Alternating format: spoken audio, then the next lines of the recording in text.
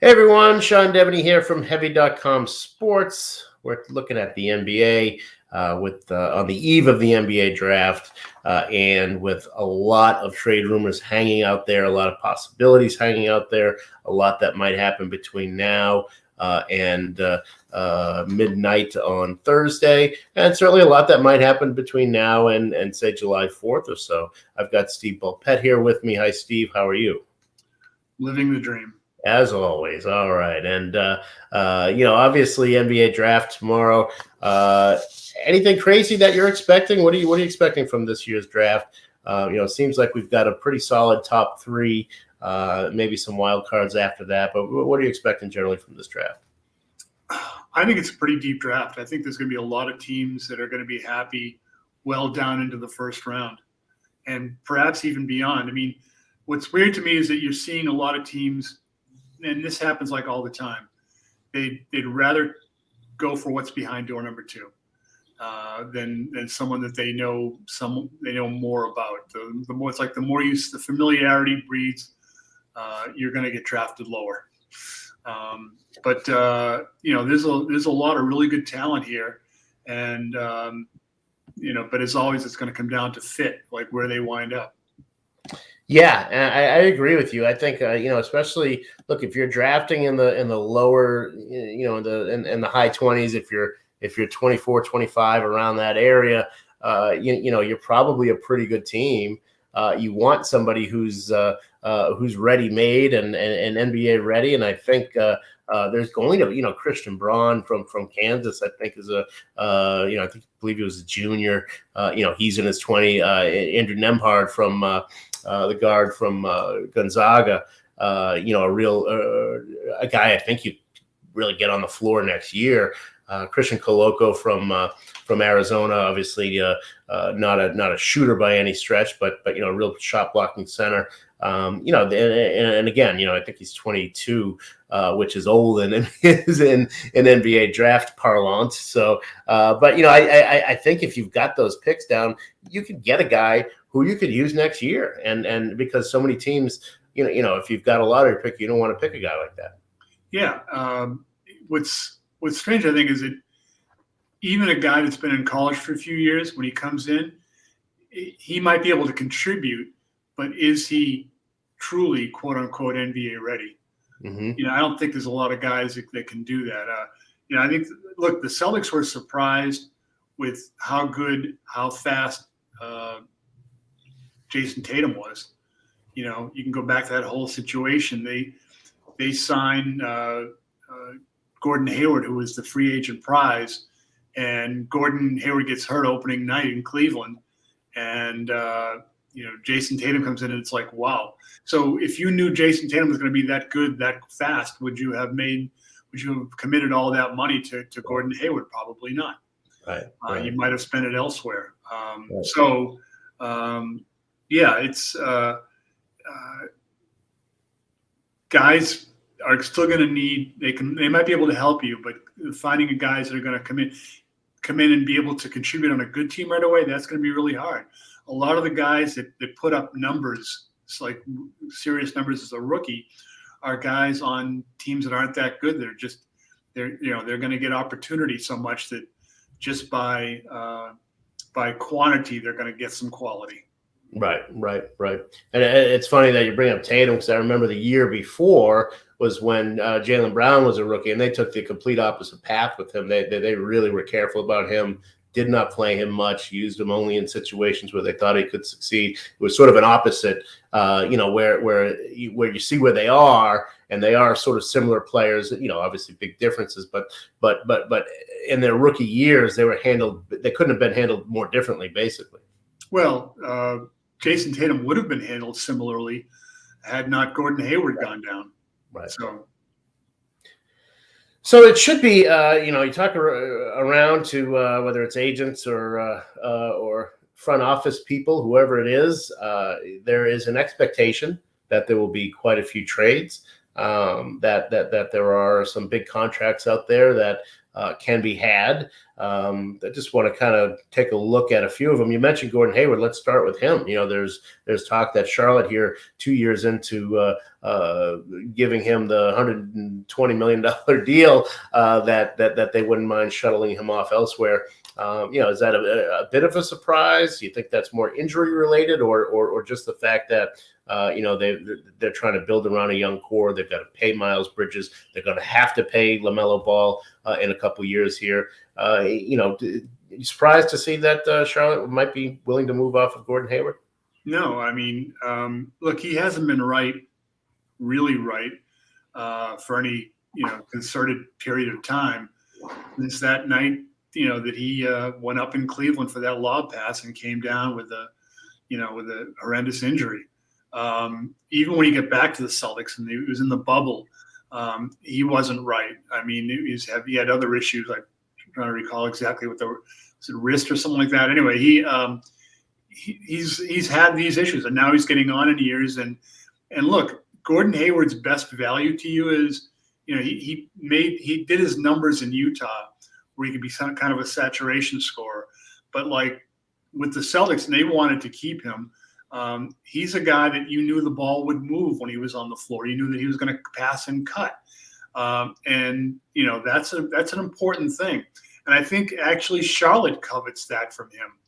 But, is he going to be out there long enough or, often enough for you to get that out of him? So I think the injuries that have piled up that have diminished him to whatever degree, and then the contract, it's something that they're probably saying, hey, look, let's just, let's realize where we are and try to move on, and maybe, because we know he's probably not going to be here at the very end of this contract.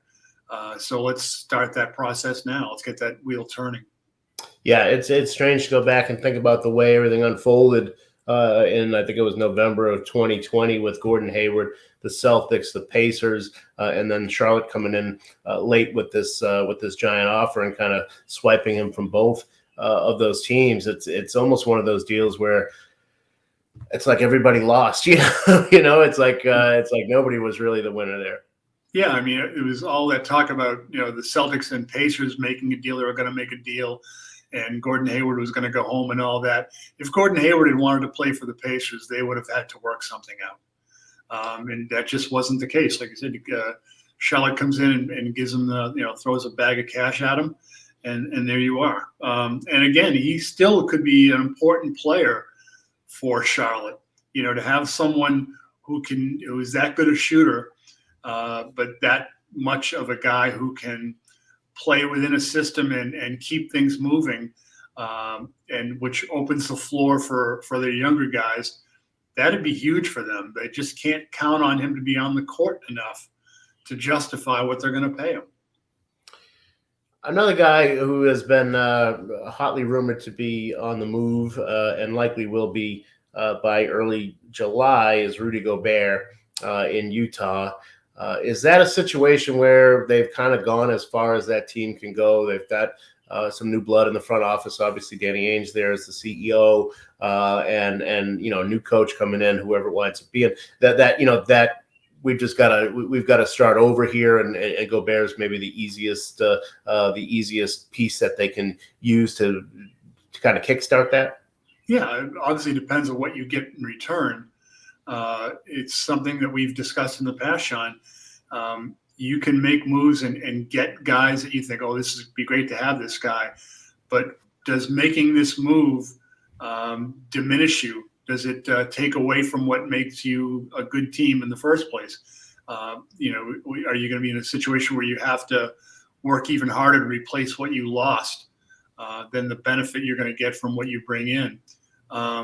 Look, Utah was at its best because it had a bunch of shooters from the outside, 3-point guys that were cool with moving the ball, and they would get the looks and they would mess with teams pretty well. Number one, living that way is hard. It's hard in the playoffs. If you hit a cold patch, you can be gone in the first round. It can happen. And then you had a situation where guys like, Joe Ingles, these guys got a little older, and there were some injuries that cropped in. And, and after a while, I think you were kind of alluding to earlier, things get a little stale in a place. Yeah, and I wonder too, Gobert is obviously the guy who gets talked about the most. I think they'd be hesitant without a huge return to trade Donovan Mitchell. I think what they'd like to do is retool around Donovan Mitchell, not take too far of a step backwards, but still have him be their centerpiece guy. But they've got Mike Conley, who is obviously at the tail end of what he can do, but has still got some value. Bogdanovich, is more of a one-way player, not much of a defender, but certainly can score. Very good shooter, can give you 17, 18 points a night, and can knock down 40% of his threes. So, they've got other pieces there too. There's if there's going to be some sort of fire sale in Utah, that's a place to look if you're trying to bolster your roster. Yeah, I mean, so in our basic talk that everything is connected, if you move a Rudy Gobert, does that really hurt you with Bogdanovich? Does that make him a significantly worse defender? Right. Because there's not someone there to clean up his mistakes. So it's all tied together in different ways. Yeah, I think Utah is definitely going to be a centerpiece of attention here, heading into not only to the draft, and then something could get done on draft night. They've had a lot of talks about potentially coming away with a top 10 pick in this year's draft. But certainly, if nothing does get done at the draft, there'll be plenty of time in July for them to work some things out. And another team that's sort of in that same situation, where it's kind of strange, and that's Atlanta, where they have a really good year. They take a step back the next year. They probably spent too much money and put it in the wrong places with guys like Gallinari and the other Bogdanovich,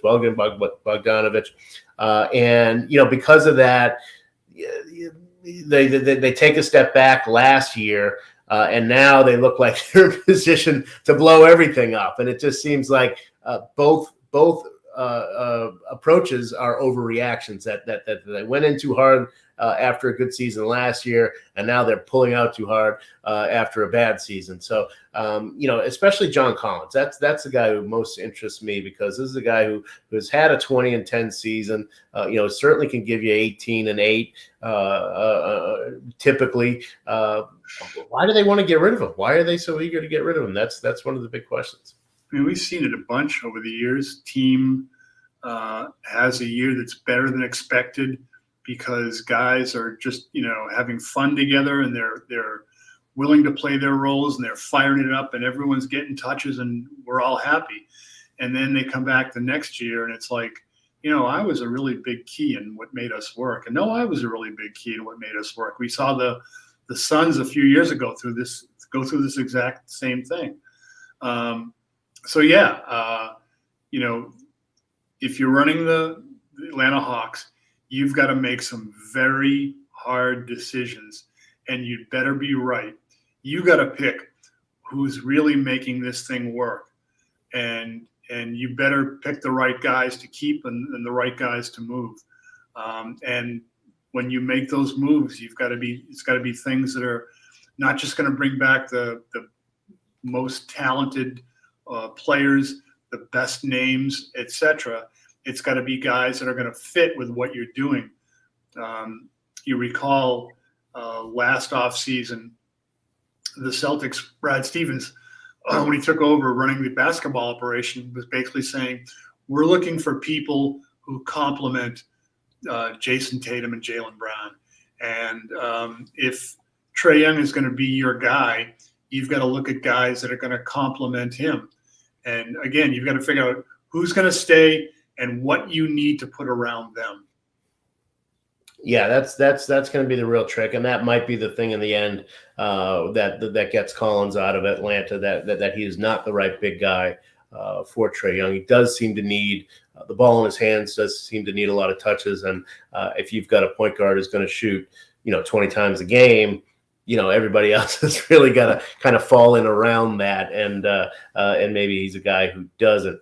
I think if you look at Google Earth or whatever, and you look at Phillips State Farm Arena, whatever they call the gym they play in Atlanta now, you're going to see a lot of NBA teams circling, and Yep. they're looking at, okay, who's going to get pried loose here that they can pounce on, because there's guys there that can play.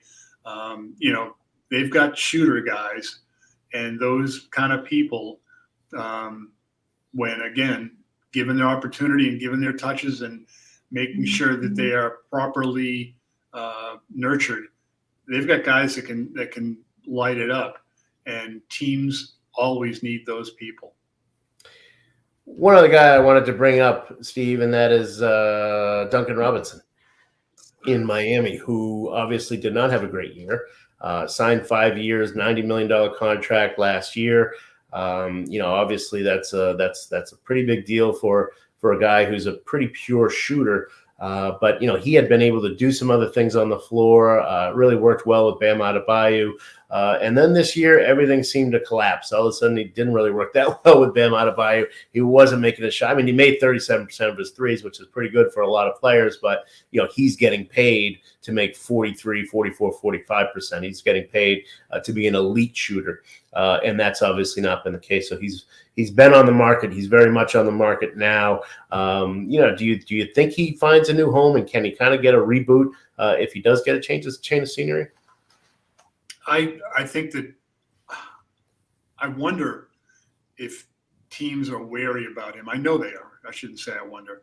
I know teams are wary about that. I mean, but we've seen it often in the past where a guy gets a big contract and it's tough living up to it, So numbers can drop off.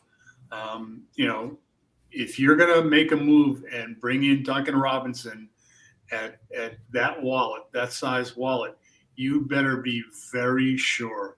And you're going to have to obviously commit to him, to the strongest degree possible. But I think it'll be tough. No one's untradeable. If it's part of a bigger package, that may be even more likely, because Pat Riley has said that they're going to do some things, and they're not going to just be minor things this summer.